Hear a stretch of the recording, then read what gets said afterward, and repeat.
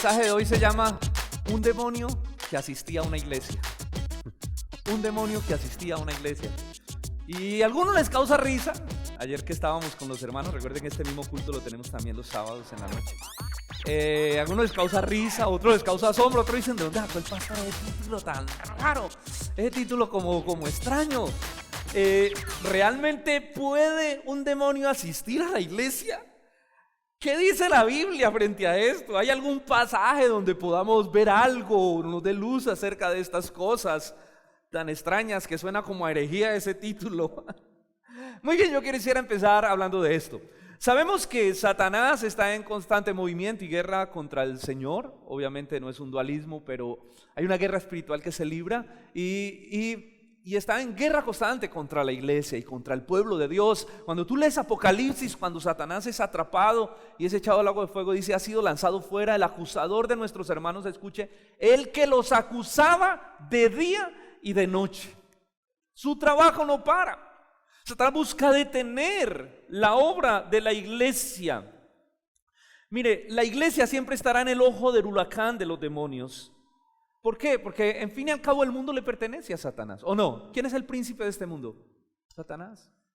Y el mundo es manipulado y controlado por el diablo a su antojo, porque la gente es esclava de Satanás. Así que el campo de misión del diablo es la iglesia. Es la iglesia.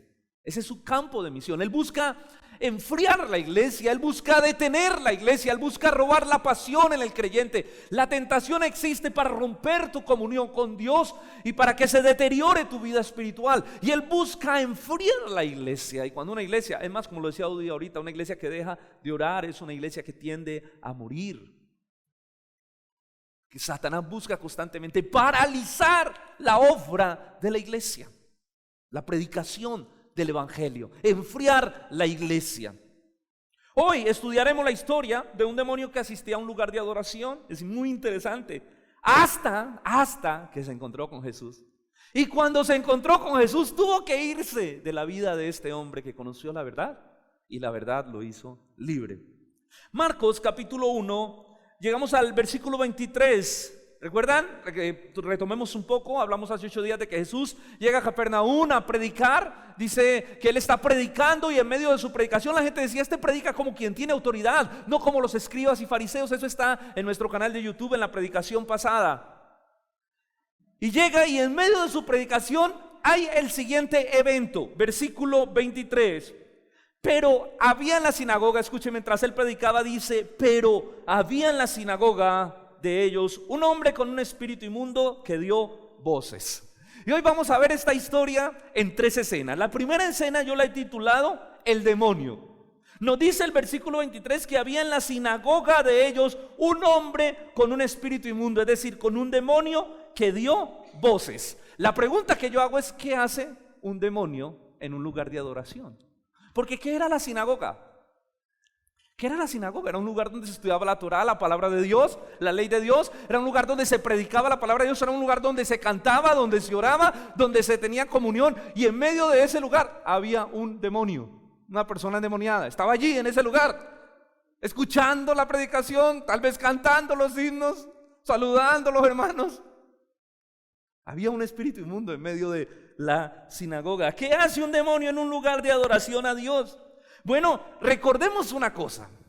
Si nosotros vamos, y más si recordamos la serie de Primera de Juan que dimos aquí en la iglesia, vamos a entender que los demonios, según la escritura, son los encargados de propagar la falsa enseñanza y de torcer las escrituras. O sea, ¿cuál es la tarea de Satanás? Una de las tareas que desde el huerto del Edén él empezó de una manera agresiva es torcer la palabra de Dios. ¿Recuerdan cuando Dios le dice a Aníbal, si comes de ese fruto de ciertamente moriréis? Y viene Satanás y la tuerce y dice, no moriréis. Con que Dios os ha dicho, no moriréis, sino que el día que comas ustedes serán como Dios. Él viene a distorsionar la palabra, a cambiar las cosas, a coger y mezclar, recuerdan que eso ya lo hemos visto, la verdad con un poco de mentira y termina creando una herejía destructiva. Y esa es la función de los demonios, cómo distorsionar la palabra, cómo torcer la palabra, cómo mezclar mentira dentro de la verdad. Así que hermanos, pues la Biblia dice que Él es padre de mentira. Así que un buen lugar para los demonios buscar una posición de influencia era la sinagoga. La sinagoga era un buen lugar donde ellos podían estar y buscar cómo influenciar lo que se hacía en ese lugar. Y yo creo que hicieron la tarea muy bien. Y eso lo vimos hace 8 días en la predicación de los peligros de una falsa interpretación bíblica, acerca del poder de Jesús, la autoridad de Jesús sobre la Escritura.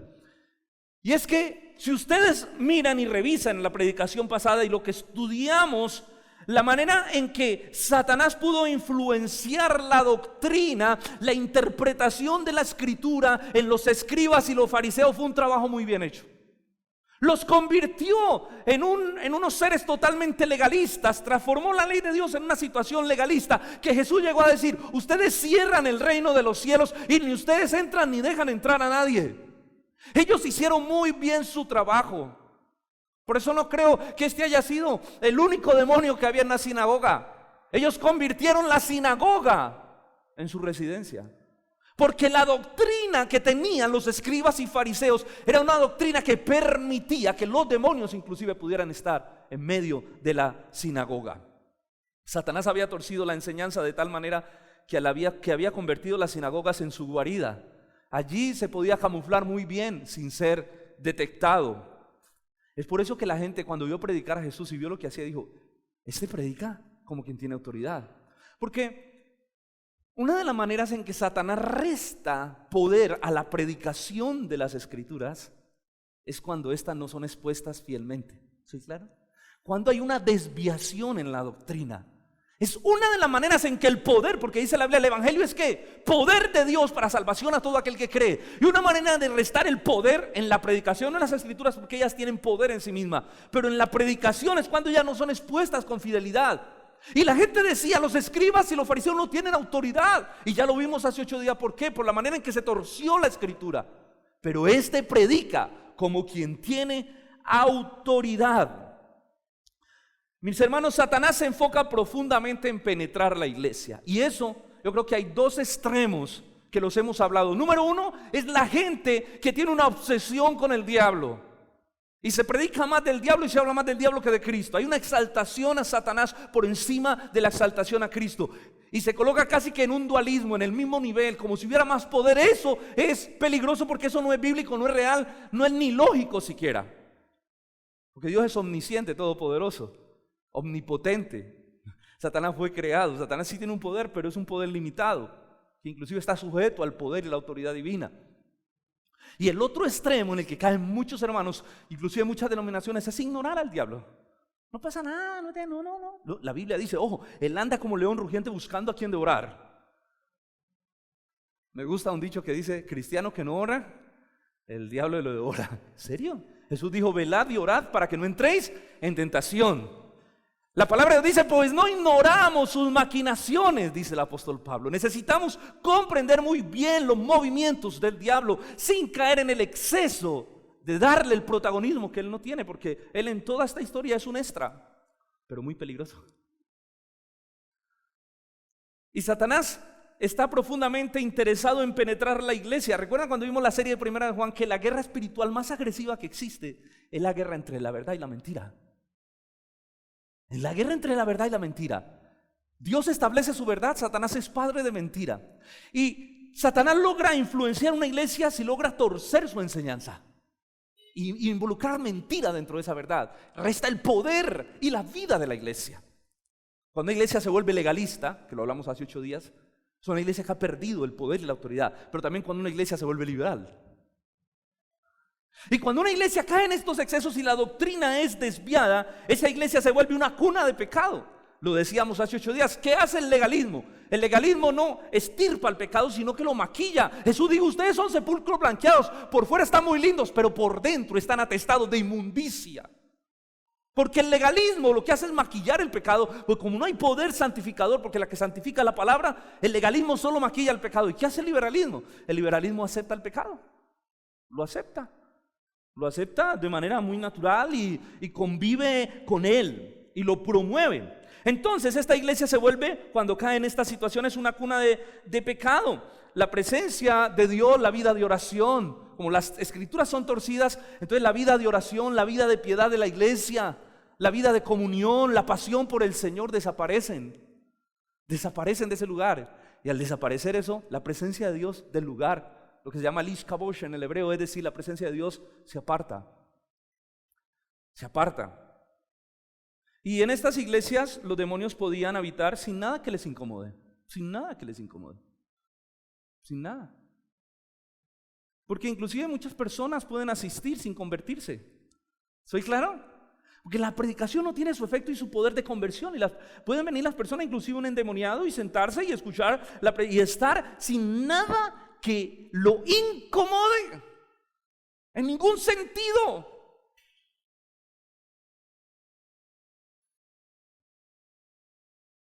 ¿Cuántas prédicas habría escuchado este demonio? ¿Cuántas prédicas habría escuchado este demonio en esa sinagoga? Porque es que la sinagoga era, haga de cuenta, la iglesia local. Cada día de reposo se iba a orar, se iba a adorar, se iba a compartir. Yo me imagino cuántas prédicas se había escuchado este demonio. ¿Cuántos cantos habría cantado? ¿Cuántos versículos de la Biblia se había aprendido? Eso nos muestra que definitivamente, la predicación de los escribas no tenía autoridad y poder. Porque cuando llega Jesús, la cosa cambia en el lugar. El demonio no pudo soportar la presencia de Jesús. Yo recuerdo que cuando yo me convertí, se convirtió también alguien que nos hicimos muy buenos amigos. Y empezamos a compartir, y él me contaba sus experiencias. Y algo que me sorprendió es que antes de él ser cristiano fue satanista. Fue satanista.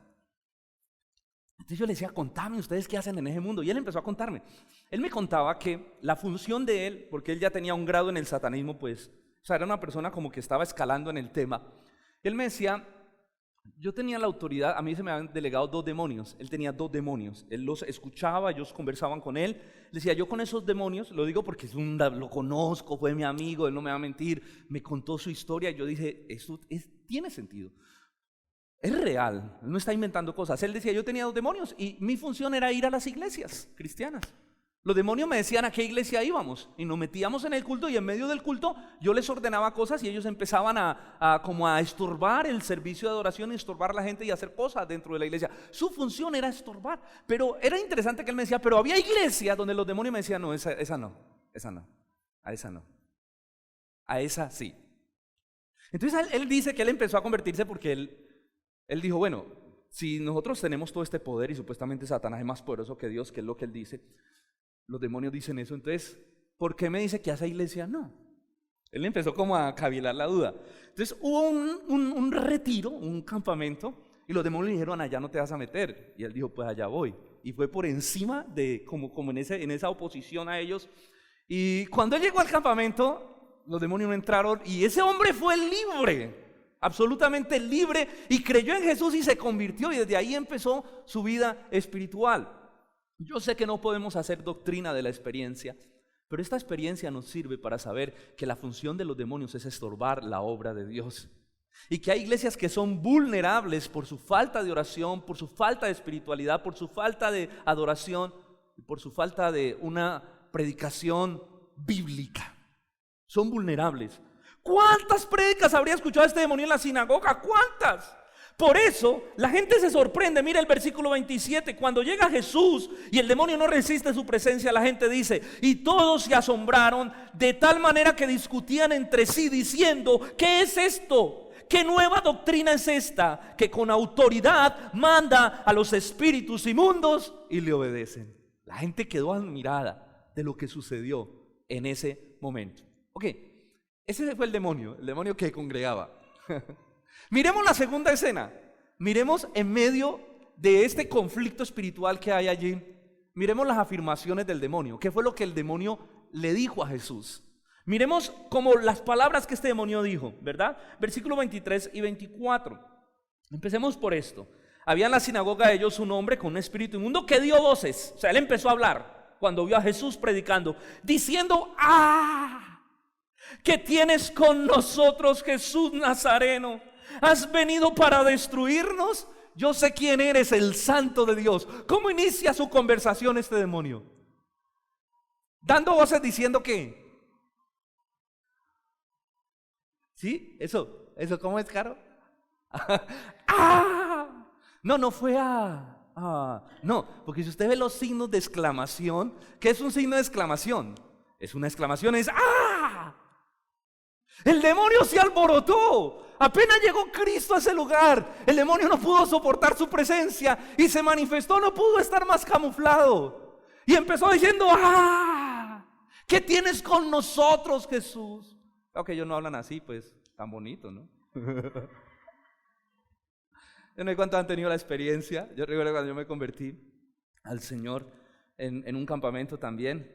Yo era muy apático a estas cosas y yo estaba por allá atrás sentado, yo era inconverso y yo me sentaba en las últimas filas y yo veía que la gente se caía, otro por allá, que es que una liberación y yo, eso es puro show. Yo decía, eso es un show, esta gente se hace show, eso es puro show, puro teatro. Y yo me voy a percatar de que esto es teatro.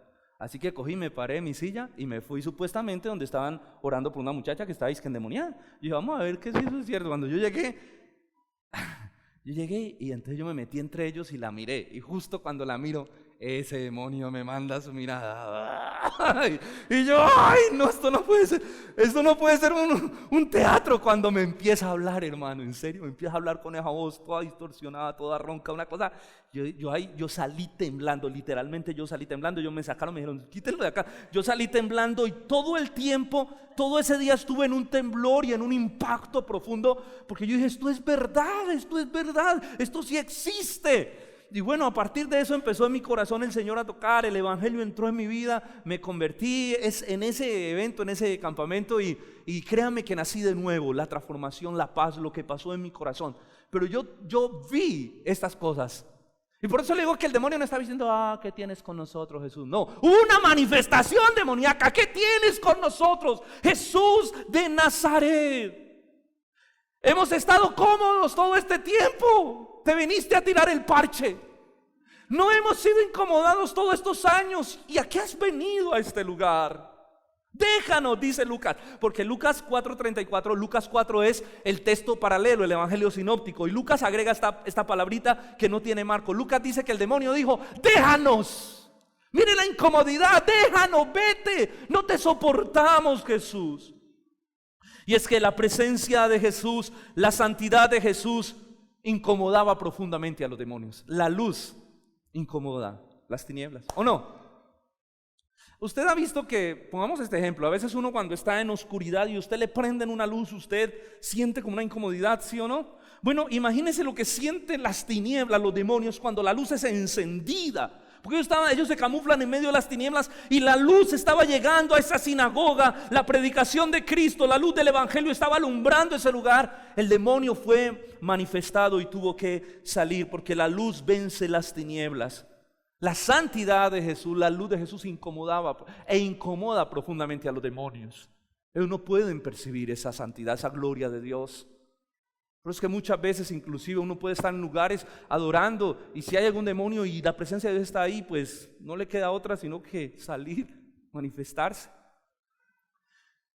La presencia y la santidad de Jesús incomodan a los demonios. Miren, ustedes recuerdan cuando, y lo vimos en Lucas, creo que fue hace 15 días, en la pesca milagrosa, cuando Jesús le dice a Pedro, boga mar adentro y echa la red. Y Pedro le dice, ya hemos hecho, pero en tu palabra echaré la red. Cuando la echa y la barca se llena de peces que llenan 2 barcas, Pedro cae de rodillas y le dice estas palabras a Jesús, apártate de mí, Señor, que soy hombre pecador. Cómo la gloria de Jesús llegó a hacer sentir tan incómodo a Pedro, un hombre que Jesús estaba llamando. Se sintió incómodo por su pecado frente a la presencia de Jesús. Ahora imagínense un demonio que es la representación del mal, su corazón está atestado de maldad, la luz le incomoda profundamente, la santidad, la presencia de Dios incomoda profundamente su vida. Es más, se nos dicen que los demonios se arrodillaban cuando veían a Cristo. Ellos se arrodillaban cuando veían a Cristo. ¿Recuerdan el endemoniado de Gadara? ¿Sí? ¿Lo han leído la historia? Leámosla, por favor, vaya conmigo a Lucas capítulo 8. Póngale un separador a Marcos. Lucas capítulo 8, versículo 27 y 28. Al llegar Jesús a tierra de Gadara, vino a su encuentro un hombre de la ciudad, ojo, endemoniado desde hacía mucho tiempo. Y no vestía ropa, ni moraba en su casa, sino en los sepulcros, imagínense esto. Al ver a Jesús, primero lanzó un gran grito, como lo que hacen ellos, ¿no? lo que hizo con Jesús en la sinagoga. Y postrándose a sus pies, postrándose de rodillas, exclamó a gran voz: ¿qué tienes conmigo, Jesús, Hijo del Altísimo? Qué impresionante cómo los demonios reconocen la gloria de Jesús, Hijo del Altísimo. Te ruego, no me atormentes. Jesús estaba parado y el demonio llegó y se arrodilló y le dijo: ¿qué tienes conmigo? Yo te ruego que no me atormentes.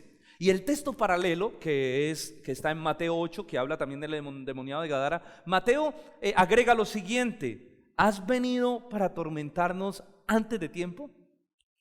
Ojo a esa palabra, que eso tiene mucho significado. La presencia de Jesús atormentaba a los demonios al punto que tenían que arrodillarse. Además, esto no era un demonio. ¿Cuántos demonios eran? ¿Recuerda cuando el demonio dice: somos una ¿qué? Legión. Es decir, no era uno, venían en combo muchos, que tanto que tuvieron que ir a un hato de cerdos. Dice, creo que eran como 2000 cerdos, 200 cerdos, no recuerdo exactamente la escena. Y ellos fueron a ese hato de cerdos y toda esta legión de demonios se tuvo que arrodillar delante de Cristo. Apenas lo vio, sin Jesús decir una sola palabra. Cuando ellos vieron entrar a Jesús a la región, el endemoniado se arrodilló y dijo: ¿qué tienes contra nosotros, Jesús de Nazaret? Ojo, ¿a esto has venido para destruirnos antes de tiempo? Es que los demonios conocen cuál será su fin. Los demonios saben cuál será su fin. Has venido antes de tiempo. Ellos saben que Apocalipsis dice que será lanzado afuera el falso profeta, ¿sí? Satanás y sus demonios serán echados al lago que arde con fuego y azufre. Ellos saben su fin. Por eso lo que el demonio dice es: has venido aquí para atormentarnos antes de tiempo. Como quien dice: hey, todavía no es hora. Todavía no es nuestro tiempo. Has venido para atormentarnos antes de que llegue nuestro tiempo final. Y es que los demonios sabían que se encontraban frente al principio de su fin. Escuche esto. Los demonios sabían que se encontraban frente al principio de su fin. Ellos sabían que el Hijo de Dios estaba pisando la tierra y su reino estaba siendo totalmente amenazado, su reino de tinieblas. Jesús dijo, ojo, ¿recuerdan este texto? Acerca de Juan el Bautista, Jesús dijo: desde los días de Juan el Bautista hasta ahora, ¿qué pasa? El reino de los cielos sufre violencia. ¿Qué quiere decir eso? Apúntelo, Mateo 11:12.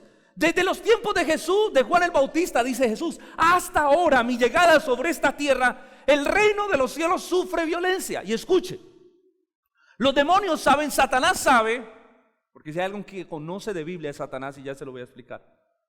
Sabían que Juan el Bautista era el portavoz del Mesías, era el que venía a preparar el camino. Así que cuando los demonios ven que Juan el Bautista aterriza como el mensajero que va a allanar el camino, ellos dijeron: después de este sigue el Mesías.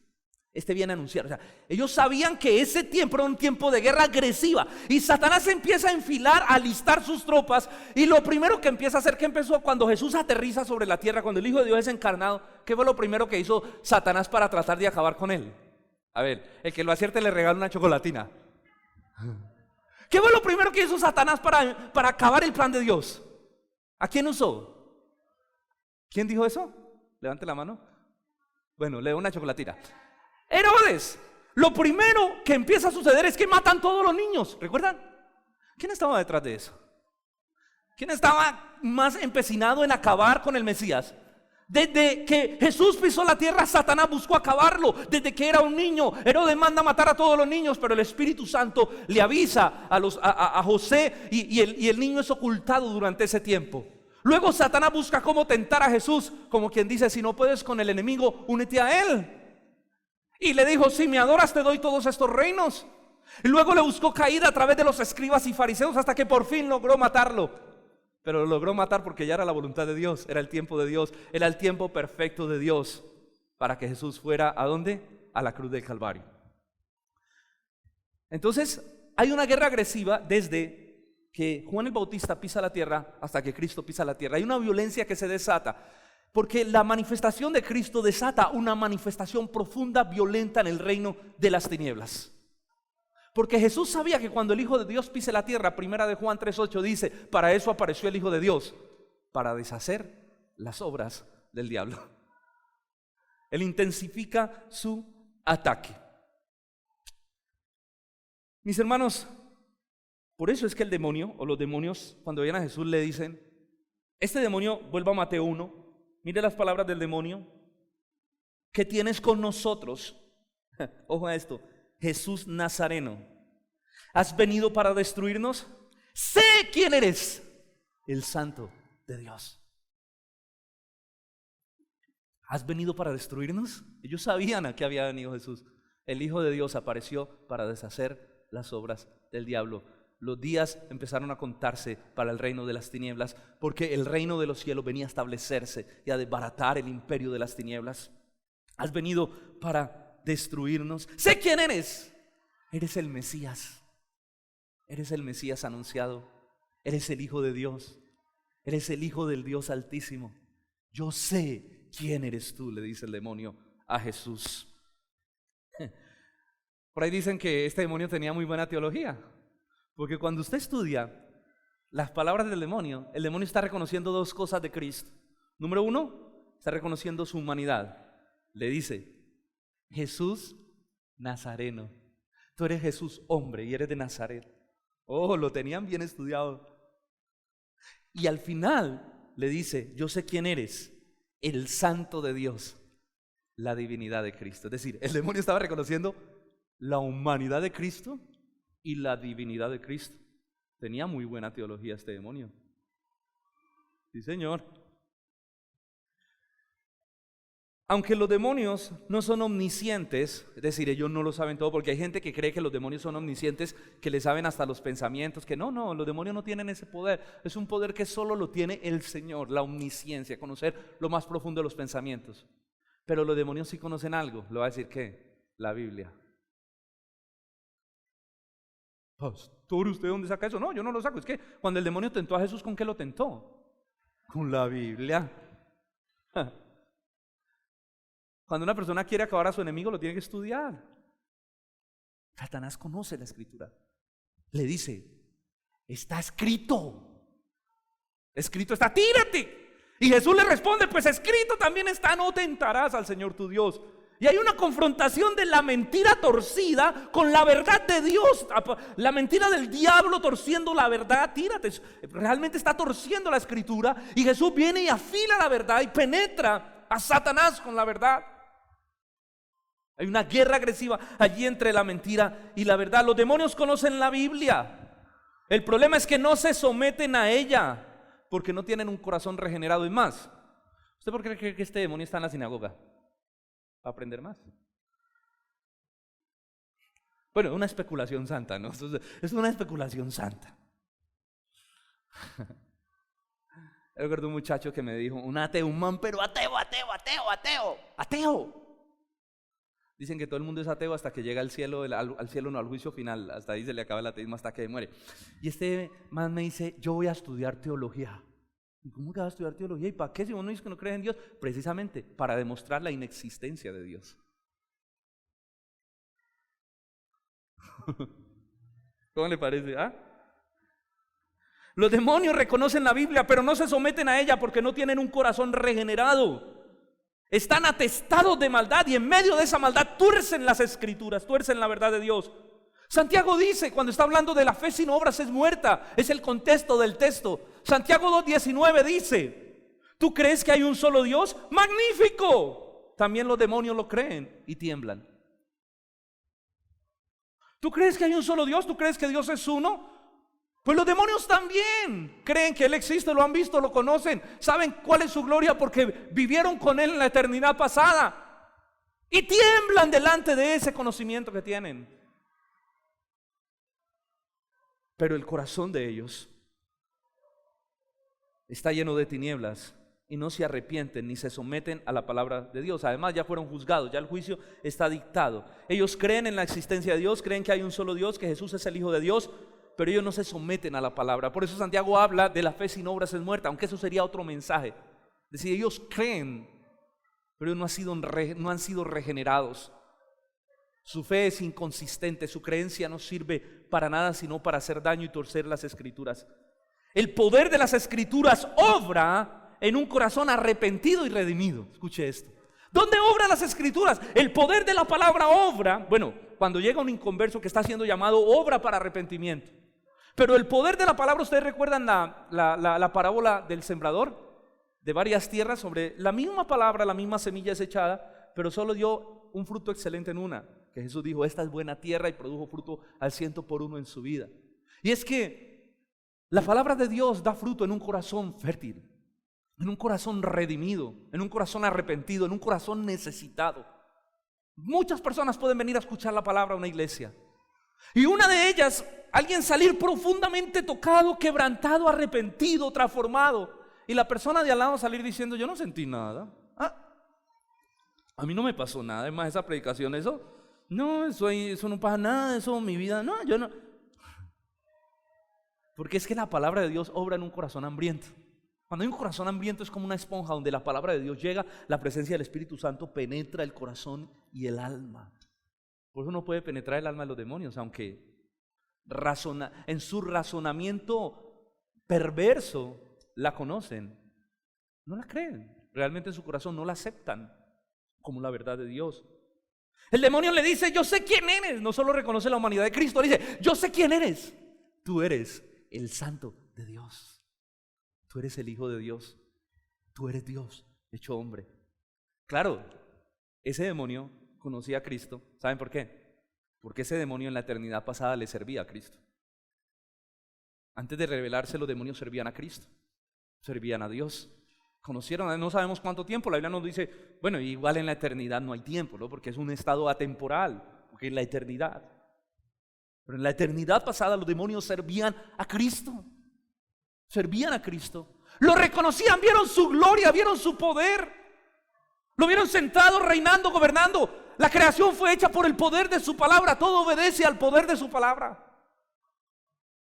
Y allí está este demonio, viendo con el más terrible horror, él y todos los demonios, a Cristo. ¿Saben por qué? Porque ellos lo conocieron en la eternidad pasada y sabían su poder y su gloria, y que nada resiste a la autoridad de su palabra.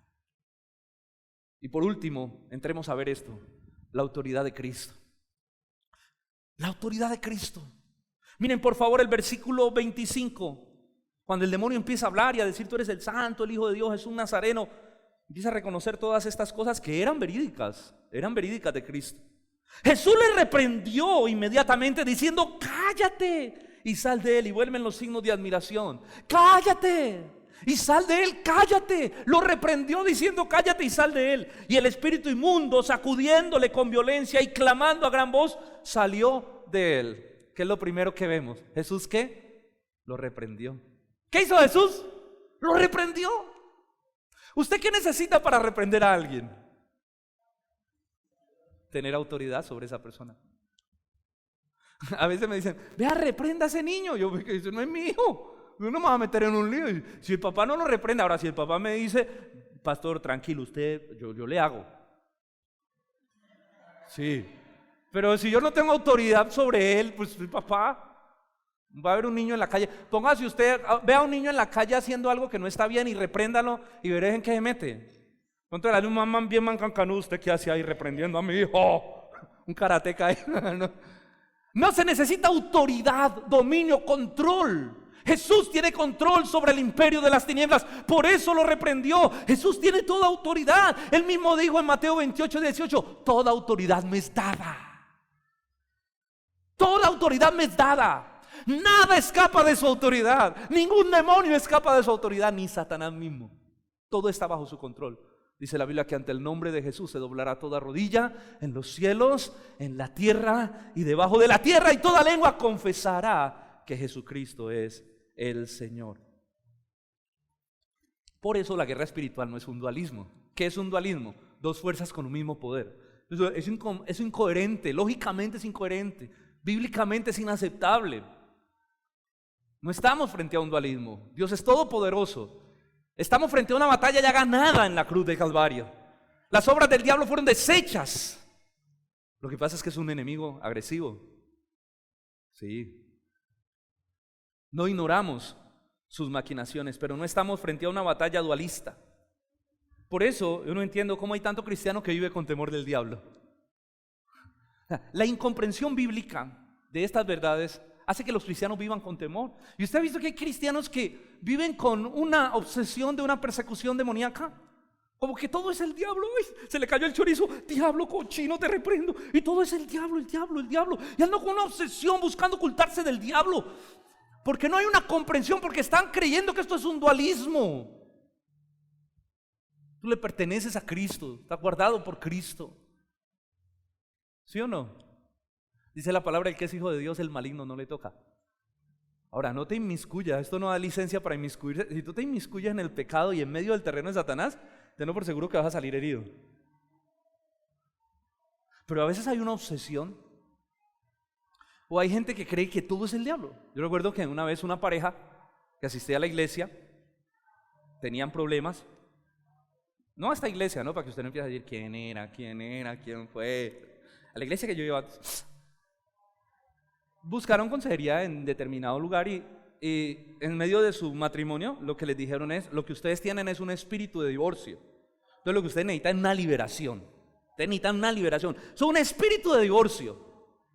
Entonces bueno, empezaron todo ese proceso y eso no pasó nada, las cosas siguieron así. Luego me dijeron, mira, es que cuando hablaron conmigo es que lo que nos dijeron que teníamos un espíritu de divorcio, un demonio de divorcio.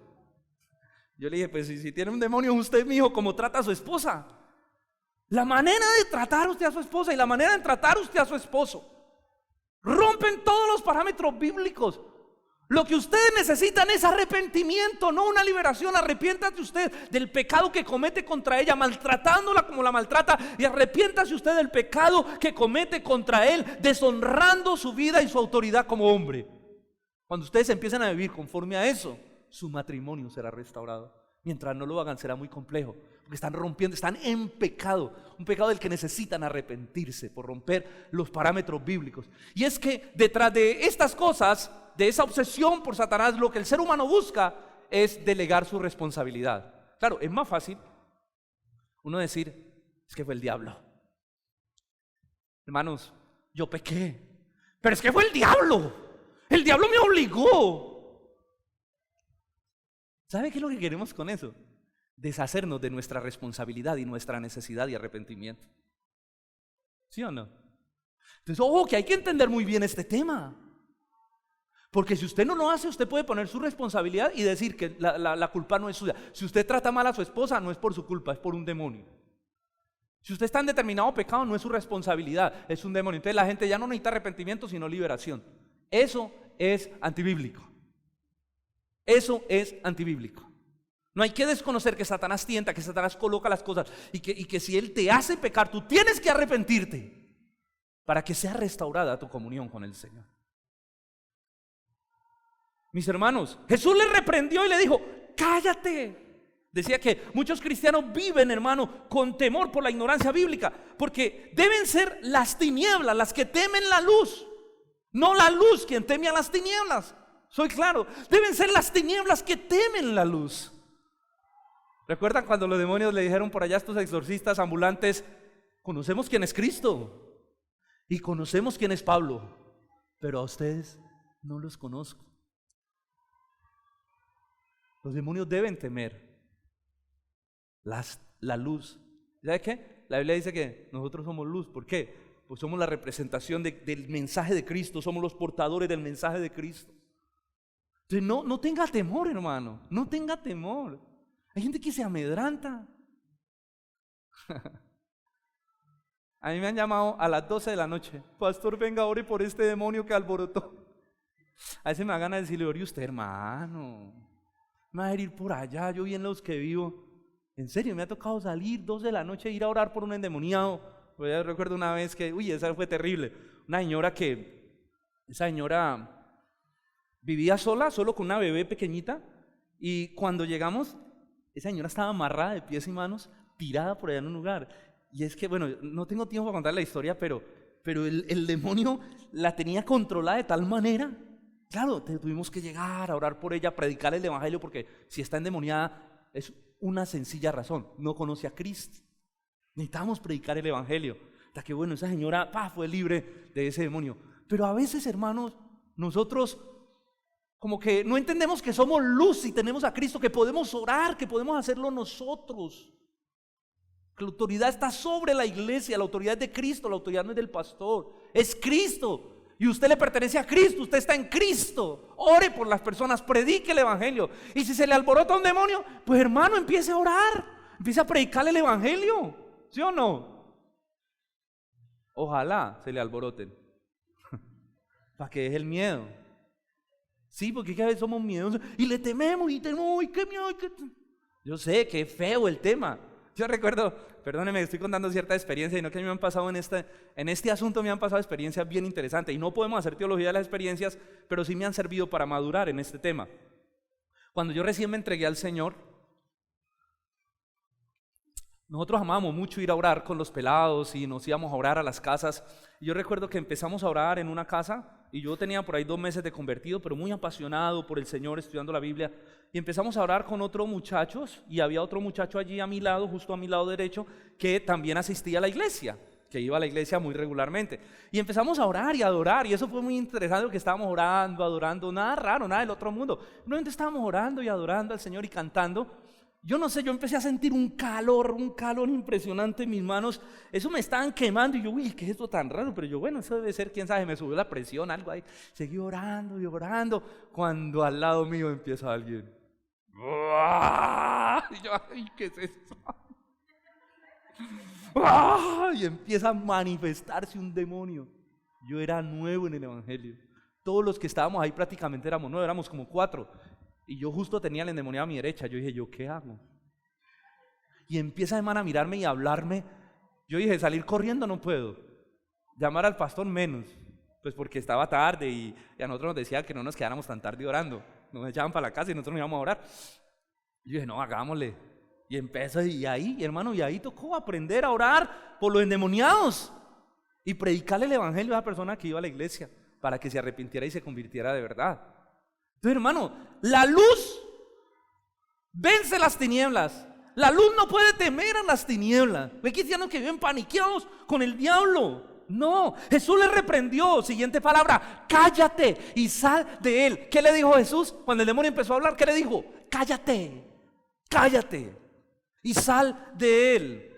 Es interesante que Jesús no dejaba hablar a los demonios. Varios sucesos con endemoniados que Jesús, enfrentamientos que tuvo, Jesús no les dejaba hablar. O sea, ellos querían hablar, y empezaban a hablar y como a halagarlo: eres el Hijo de Dios, eres el Dios Altísimo, eres el Santo de Dios. Y Jesús lo reprendía diciéndote, cállate y sal de él. ¿Por qué Jesús no dejaba hablar a los demonios? ¿Por qué? ¿Por qué Jesús no dejaba hablar a los demonios? Es una buena pregunta. ¿Saben?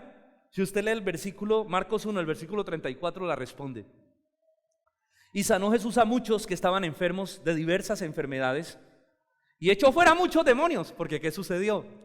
Cuando pasó este suceso, empezaron a traerle todos los endemoniados. Se regó la fama de que ahí había un hombre que tenía un poder y que los demonios inclusive salían cuando él predicaba y cuando él oraba por la gente. Y usted va a ver que en los versículos siguientes se agolpa la ciudad y le traen todos esos endemoniados. Es decir, la ciudad estaba atestada de demonios, de endemoniados. Por eso vemos la poca autoridad de los escribas y fariseos también en su enseñanza sobre este tema. Y dice, ojo, y sanó muchos que estaban enfermos de diversas enfermedades y echó fuera muchos demonios. Y no dejaba hablar a los demonios. ¿Por qué no dejaba hablar? Porque lo conocían. Ahí está la respuesta. Los demonios lo conocían. Ahora, ellos sabían que él era el Cristo, que él era el Mesías, ¿sí o no? Es más, ¿a usted le parece interesante que ellos sabían lo que el pueblo no supo? ¿Sí o no? Los demonios sabían que él era el Mesías, el Hijo de Dios, el Dios encarnado. Los demonios supieron lo que el pueblo no supo. ¿Saben por qué? Porque ellos hicieron muy bien su trabajo también. Porque la Biblia dice, 2 Corintios 4:4, el Dios de este siglo ha cegado el entendimiento de los incrédulos para que no les resplandezca la luz del evangelio. Y Satanás eso es lo que hace a través de la distorsión de la verdad. Recuerden, la mentira, la herejía, las sectas son una vacuna. ¿Qué es una vacuna? Es una dosis de verdad. Una vacuna es una pequeña dosis del virus que cuando la introducen el cuerpo se vuelve inmune al virus. La vacuna es una pequeña dosis de verdad. Entonces Satanás supo hacer su trabajo para cegar el entendimiento del pueblo, para que no reconocieran que él era el Mesías. Ahora, ¿por qué Jesús no permitía hablar a los demonios? Porque lo conocían. Y Jesús no iba a permitir que los demonios dieran testimonio de él. Ojo, Porque por ética uno no puede permitir que la mentira dé testimonio de la verdad. O sea, eso no cabe en un corazón santo como el de Jesús. En la santidad de Dios no cabe que la mentira dé testimonio de la verdad, que las tinieblas den testimonio de la luz. Eso no cabe. Además, porque podrían hacer una asociación.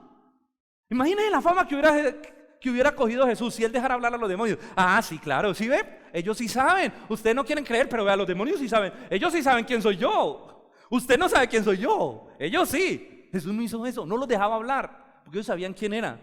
Esa fama Jesús sabía que no la podía permitir. Además, porque harían una asociación con el reino de las tinieblas que la hicieron. ¿Recuerdan que los fariseos asociaron el poder de Jesús con el reino de las tinieblas? Cuando él por allá libera a alguien, dicen, por Belcebú echa fuera a los demonios. Por Belcebú, que es el príncipe de los demonios, es que tiene la autoridad de echar fuera a los demonios.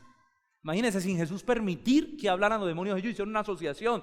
Por eso Jesús no le permitía a los demonios hablar, para que ellos no dieran testimonio de la verdad, porque Satanás es padre de mentira, es mentiroso y padre de mentira. Por ética, la mentira nunca debe dar testimonio de la verdad. Eso no entra en los parámetros de la santidad de Dios.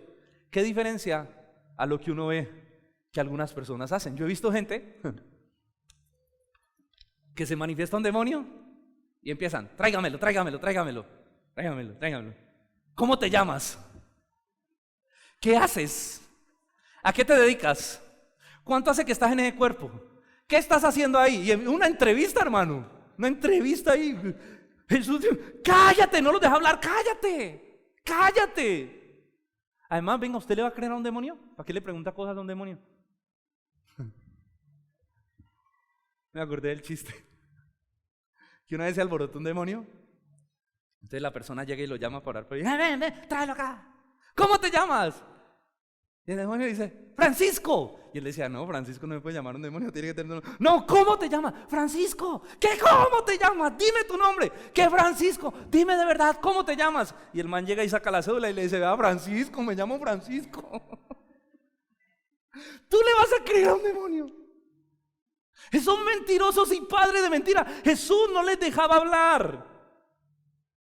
No permitía que hicieran su show. Yo les he dicho a los hermanos y les digo a ustedes, porque nos ha pasado, si en medio de la predicación del culto se llega a alborotar un demonio, por favor, lo sacan por allá, lo sacan. El equipo pastoral, los hermanos, sáquenlo. Vayan, prediquen el evangelio y oren por él. Pero no permitan que distraiga la reunión. Jesús no permitía. Jesús les decía, cállate, no los dejaba hacer su espectáculo, su show, porque ellos quieren protagonismo. Miren, sal de él, dice versículo 26, y el espíritu inmundo, sacudiéndose con violencia y clamando a gran voz, salió de él. Qué autoridad, ¿no? Una sola palabra, cállate y sal de él. Y el espíritu inmundo, ¿qué tuvo que hacer? Salir. Ahora, no salió por las buenas, o sea, no salió como que bueno, me voy. No, dice que sacudiéndolo con violencia y dando voces, salió. Eso muestra la resistencia. Eso muestra que él quería estar allí, que él quería tener control y poder. Pero él se tenía que someter a una autoridad superior. Él no salió por voluntad propia. Él salió obligado por una autoridad superior, que es la autoridad de Cristo. Es la autoridad de Cristo. La suprema autoridad del universo le estaba obligando a salir. La misma voz, escuche, la misma voz que ese demonio, cuando era un ángel, un día escuchó, que lo creó con dulzura, ternura, con amor y santidad para servir al Señor. Después de su degradación y de su generación por el pecado, escucha esa misma voz reprendiéndolo con poder y autoridad por su maldad. Y ese demonio escuchará esa misma voz un día enviándolo al infierno. Y es que ante la voz de Cristo todas las cosas obedecen, porque dice que todo fue creado por medio de Él y para Él. Todas las cosas en el universo, incluyendo los demonios, el reino de las tinieblas, están sujetas a su autoridad y su poder. Nada escapa de esa voz de autoridad. Esa voz tiene autoridad sobre todo lo creado, porque es la voz de la palabra de Dios. Es la voz por la que todas las cosas subsisten. Dice que todo fue creado por medio de Él y para Él, y todas las cosas por Él subsisten. Esa voz, hermano, estaba conmocionando la ciudad por medio de la predicación del evangelio. Esa voz estaba desbaratando el imperio de las tinieblas. Esa voz estaba desbaratando las mentiras de los escribas y fariseos. Esa voz estaba revolucionando todo y trayendo el reino de Dios sobre la tierra. Por eso el versículo 27 y 28 dice: y todos se asombraron de tal manera se asombraron, que discutían entre sí diciendo: ¿qué es esto? ¿Qué nueva doctrina es esta que con autoridad manda a los espíritus inmundos y le obedecen? Y muy pronto se difundió su fama por toda la provincia alrededor de Galilea. Esa voz irresistible de Cristo, ese poder de su palabra. Ese es el Jesús que adoramos en este lugar. Ese Jesús es el Jesús que adoramos. Ese Jesús es el Jesús el que amamos. Ese Jesús es el Jesús el que predicamos en este lugar. Ese Jesús, ese con toda su autoridad, es el Jesús al que servimos. Un hombre sin igual, con autoridad sobre todas las cosas, con autoridad sobre todo el reino demoníaco inclusive. Dice la Biblia que ante su nombre se doblará toda rodilla de los que están en los cielos, en la tierra y debajo de la tierra. Algunos voluntariamente, otros rechinando sus dientes de ira, tendrán que hacerlo en el día final. Pero ante su nombre se doblará toda rodilla. Ese es el Jesús que predicamos, con suprema autoridad sobre todas las cosas. Es por eso que no debemos temer a nada. Y debemos creer la Escritura cuando dice: si Dios es con nosotros, ¿quién contra nosotros?